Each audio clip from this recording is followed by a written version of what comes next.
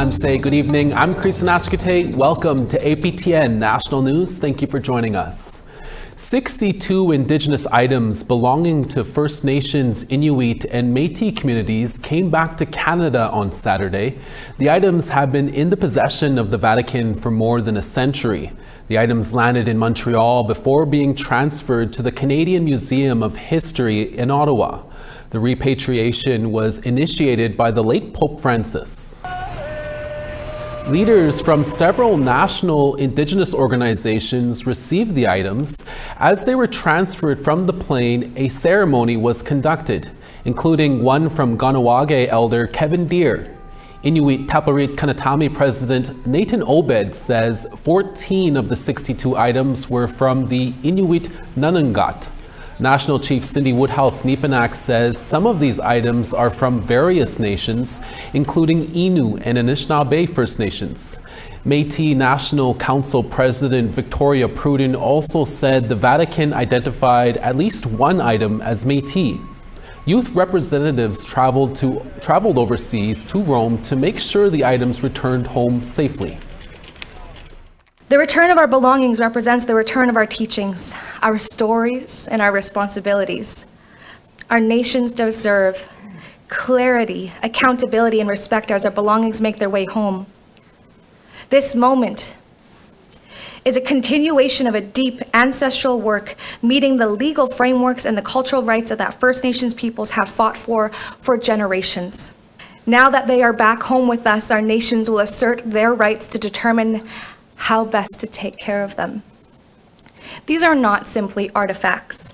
They are our belongings, our ancestors, vital indicators of our nation's histories and our people's identities and cultures. These 62 items are to be delivered to the Canadian Museum of History in Ottawa as they need time to acclimatize before being viewed. The Manitoba Métis Federation has launched 2 lawsuits against the province of Manitoba for its role in the Sixties Scoop. In what is now known as forced assimilation, thousands of Indigenous children were removed from their families and placed in non-Indigenous households where they lost connection to their culture, language, and community. One is a class action for individual Red River Métis Scoop survivors seeking justice for their resulting trauma. The class period runs from 1939 to 1991. The second proceeding is against Manitoba and Canada on behalf of Red River Métis as a collective. It seeks recognition and compensation for lasting harms inflicted by the Scoop against Red River Métis as Indigenous people. The MMF says thousands of Red River Métis were victimized and the collective wounds remain unaddressed. Métis survivors were excluded from a 2017 federal 60 Scoop class action settlement where only status Indians and Inuit were eligible. It's been tricky finding a home for a supervised drug consumption site in central Winnipeg due to child safety concerns from residents in the area. Now, a new location has been proposed with those worries in mind. The Manitoba government's proposed supervised consumption site, or SCS, at 366 Henry Avenue in Winnipeg is located a block away from the Siloam Mission Shelter and Soup Kitchen. Addictions Minister Bernadette Smith says people need services like this in the area. The new spot will be more than 250 meters away from any school or registered childcare facility, unlike the last proposed site, which was across a multiple-lane freeway from a high school, a point of contention for some residents. The SCS will not supply substances, but allow users to bring their own drugs to a monitored facility to prevent overdose deaths, of which there were a suspected 570 in Winnipeg in just 2024 alone. The Manitoba government will consult with residents about the proposed site through 2 community sessions facilitated by a local research firm this week. 3 days of meetings are underway that will determine the future of Denison Mine's Wheeler River project in northern Saskatchewan. If approved, the site will be prepared for construction of the new uranium mine. The Wheeler River project is a mine and mill proposed for the Athabasca Basin, 35 kilometers southwest of the MacArthur River uranium mine. The Canadian Nuclear Safety Commission is holding the meetings to review technical details and ensure Denison meets its duty to consult with affected Indigenous groups. The hearings will include input from impacted First Nations to address their concerns and priorities before approval can be given. Last week, Métis Nation Saskatchewan signed an benefit agreement with Denison, giving their approval for the project. Last Friday, a Court of King's Bench justice ruled that a referendum by the province of Alberta separating from Canada is unconstitutional and violates treaty rights. A citizen-submitted referendum question asks if Alberta should become a sovereign country and cease to be a province in Canada.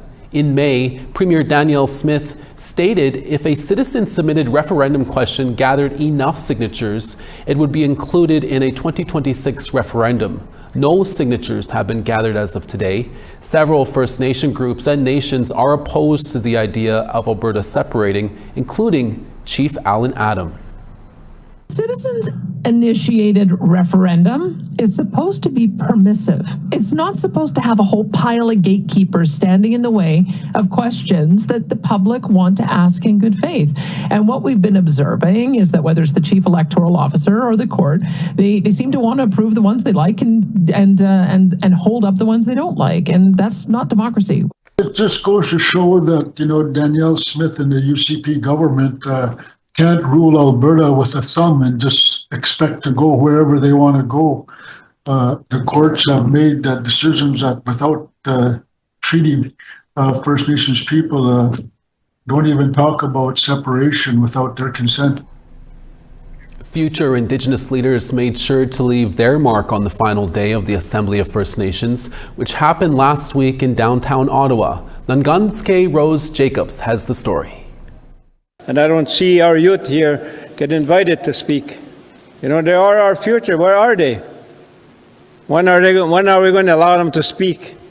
That was Neskondiga Chief Gary Cassis during the morning meeting of the Assembly of First Nations. He was not only there to call attention to his community that has been under a 30-year boil water advisory, but to support the youth present. He ensured their voices would be heard before the AFN Assembly closed.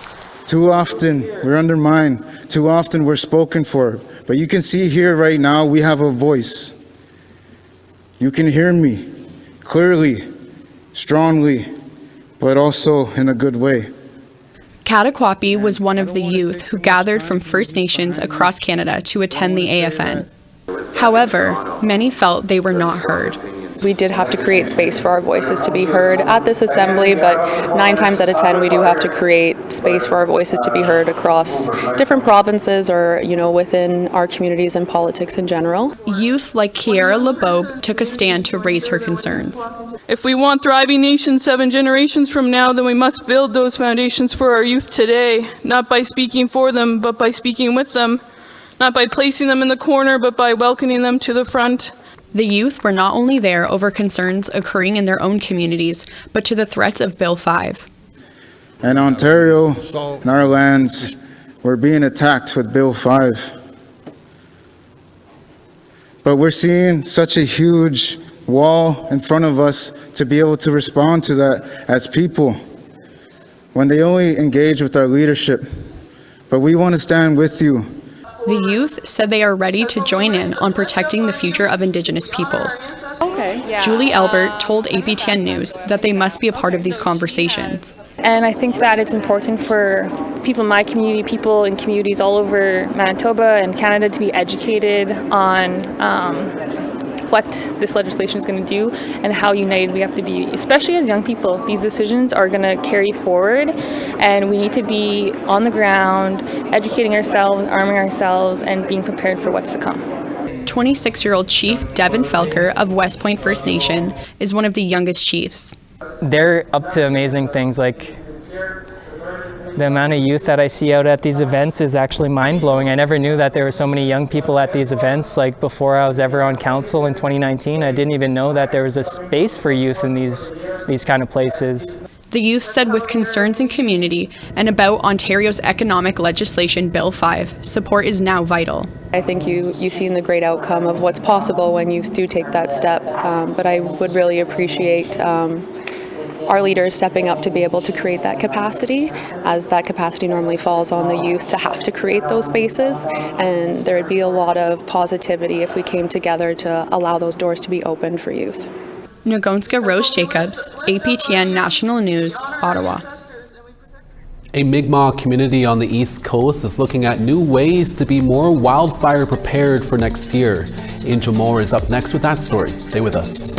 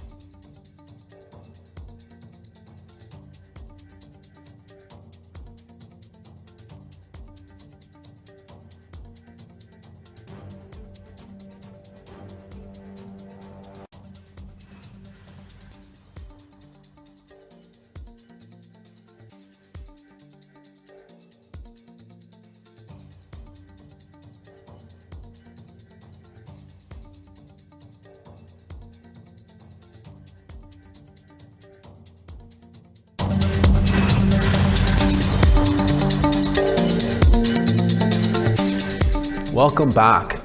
Nunavut Tungavik Inc. President Jeremy Tunraluk has been placed on leave following an assault charge. Police have not released information regarding the incident, but Tunraluk is on a Nunavut court docket facing one charge of assault with a weapon or causing bodily harm, specifically charge 267C under the criminal code, which includes choking, suffocation, or strangling. The 39-year-old, who was originally from Arctic Bay, has been president of NTI for about a year, but is now on unpaid leave. NTI's Vice President Paul Erngott has been appointed as acting president until the next steps are decided on by the organization's governing body. Tunraluk's first court appearance is scheduled for January 15th in Iqaluit. Tunraluk is also a well-known Nunavut musician. The city of Yellowknife will be opening its doors to a facility armed with programs and services they hope will offer a way out of homelessness and into a permanent housing and employment. Our APTN reporter Charlotte Mort-Jacobs takes us on a tour of the new facility. Anyone entering this facility has a clear, supported plan and pathway. A path forward that doesn't end at a shelter bed. That's what this new transitional housing facility on the outskirts of Yellowknife will offer 24 Northerners. The facility will offer residents privacy, stability, and a safe environment to focus on life skills, case management, and long-term planning. The territorial government is contracting the Yellowknife Women's Society to operate the space, which will serve clients who find themselves between emergency shelters and permanent independent housing. Arlene Hache is the Society's interim director. She says respect and representation are non-negotiable, born from lived experience. Every person moving into this building will have an individualized plan that will talk about, their strengths, challenges they're facing at the moment, and then the steps they need to take to move out. Scheduled transportation will be available between the site and various areas of Yellowknife. The facility includes a kitchen and a walk-in fridge and freezer, a dining room, a gathering space, office and training space, laundry room, private bedrooms, 6 bathrooms, and even a honeymoon suite. Well, not quite, but the Society is adamant to meet the clients where they're at. Well, yeah, a lot of people don't go into shelters because they're couples. That's right. The facility is also rethinking how gender is understood within emergency and transitional spaces. Even as the organization's name shifts, the cultural learning continues. You might know the Yellowknife Women's Society is actually recreating itself to reflect what we do, which is to support all genders. According to the most recent point-in-time count, over 90% of those experiencing homelessness in Yellowknife identify as Indigenous. How long do you expect the transition to take place? Thanks to partnerships with other organizations, residents at the transitional housing facility. It's a mistake to even talk about a time limit for anyone. Will have access to mental health and cultural supports and training programs like digital and literacy skills and job readiness. But a central question remains. Where will clients move out to? Hache says transitional housing only works if there are viable, sustainable options beyond its doors. So we have to do a lot of work, in my opinion, with landlords. We are looking at different other housing options for permanent housing and affordable rent. Yellowknife Women's Society received $5 million from the GNWT for operating the facility from December 2025 till April 2028. Housing is a right. This is an essential service, and it's money well spent. Meanwhile, first things first, move-in date is anticipated for December 15th. Charlotte Mort-Jacobs, APTN National News, Yellowknife. Thank you, Charlotte. Nova Scotia is known for all kinds of storms, which blows over trees that in turn contributes to wildfires. A Mi'kmaq community is preparing for next year's fire season with new technology that aligns with Mi'kmaq values. APTN video journalist Angel Moore reports. Jamie Lee Gihu is from the Sabaganagati First Nation. She is the community's emergency measures officer and stopped by the BioBurn Pros demonstration, a new partnership to help protect her community from forest fires. Once I got the assessment done from FireSmart and I seen the results and I seen how much of a high risk we actually are for wildfire, I just took the initiative to find somewhere that somebody could help us mitigate and create a mitigation plan to help us minimize our risk to fire. BioBurn has mobile burn chambers that can be deployed to a site where wood debris is burned at a high temperature so it is smoke-free. About 8 tons of wood can be burned per hour, important for a province where storms can leave behind a massive amount of wood debris, potential fuel for a forest fire. Joe Lewis is the president of BioBurn Pros and says the byproduct of the burning is returned to the earth. And that value is through biochar. That's what's left at the end of the burn. It's just the char. We've come to find out that that char will actually retain carbon back into the ground for decades, and it helps protect against drought. So then the soil is more resilient in fire times. The plants are more resilient as well. Sabaganagity First Nation is the first community to partner with BioBurn Pros, and Lewis welcomes working with more First Nations. So we come to find out that not only are we preventing fire, we're giving back to the earth. And again, being stewards of the land and giving back to the earth is at the core of the values of the First Nations.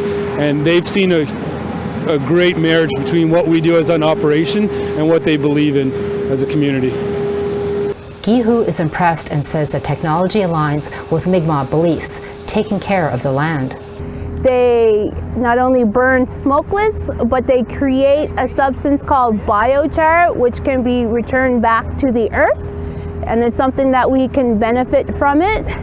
Gihu says the fire prevention project will include a fire break and provide employment.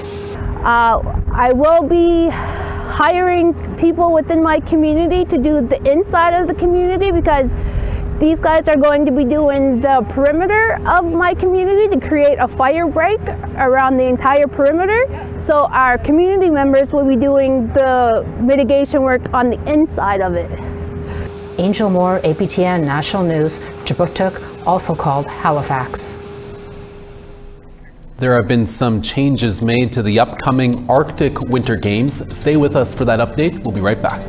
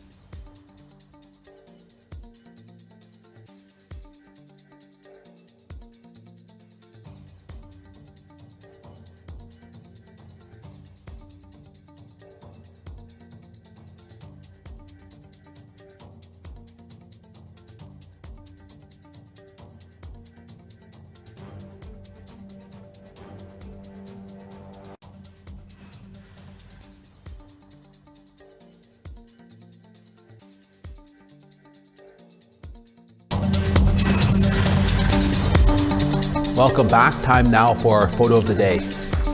April Isidore shared this setting sun as it sheds some light on Cookam's Outreach located near Zoussard, Alberta. Thanks, April, for your picture. If you or someone you know has a photo to share, send those pictures to share@aptn.ca for the chance to be our next photo of the day. Tomorrow's weather forecast is up next. On the East Coast, Halifax -2, Charlottetown -3. -4 in Anujiwak, La Grande River -7. Saguenay -6, Montreal -5 and partly cloudy. Toronto 1, Sarnia 0. -4 in Thunder Bay, Sioux Lookout, clear skies and -10.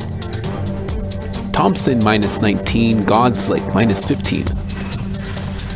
-8 and flurries in Winnipeg, Gimli -9. Saskatoon -7, Regina 0. Uranium City -18, La Ronge -15. -18 in Peace River, Fort McMurray -15. 2 in Calgary, Edmonton -6. 8 in cloudy in Vancouver, Campbell River 9. Prince Rupert 5, Smithers 1. -42 in Dawson, Rock River -27. -24 in Wrigley, -21 in Fort Liard. Fort McPherson -27, Colville Lake -27 as well. -17 in Chesterfield, clear skies in Baker Lake at -29. And Arctic Bay -21, Iqaluit -6 and sunny.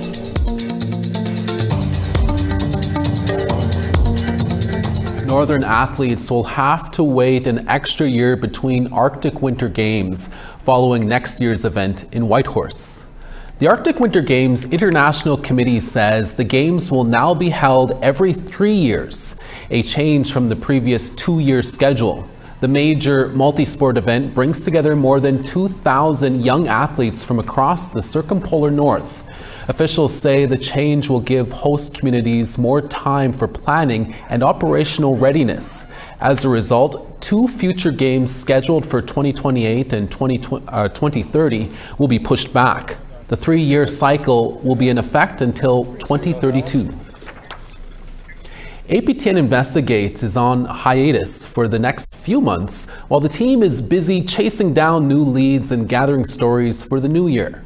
You can catch all of their previous seasons and episodes online now at aptnnews.ca, on our APTN News YouTube channel as well. And be sure and check out last Saturday's documentary, Dismantling Denialism, which looks at the rise of residential school denialism in Canada. Here's a preview. Achieving reconciliation, as I observed, is like climbing a mountain. It will not always be easy. There will be storms, there will be obstacles. Our goal is a just one, and it is also necessary for our children.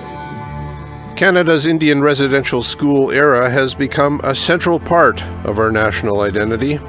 The federal policy to kill the Indian in the child has had lasting impacts still being felt to this day. More recently, the discovery of what are believed to be unmarked graves of children has brought the discussion surrounding truth and reconciliation back to the forefront. But there has been an eruption of late of what some academics call residential school denialism. We're proceeding on the basis of a falsehood. The lie that 215 bodies were found at the Kamloops Indian Residential School.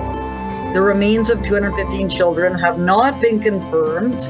We had heard that Frances Widdowson, an alleged denialist, was coming to Winnipeg to speak at local university. During her 2-day visit, we watched the effect her words and presence had on the Indigenous community, and saw that while having to push back against denialism is an unwanted task for knowledge keepers and academics, it's a necessary one at this moment.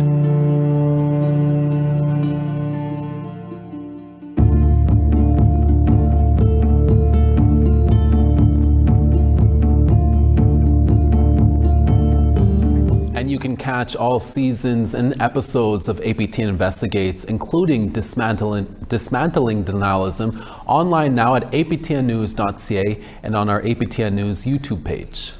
And that's your evening newscast for this Monday, December 8th. APTN National News Daytime is back midday tomorrow with more news updates. Please join us then.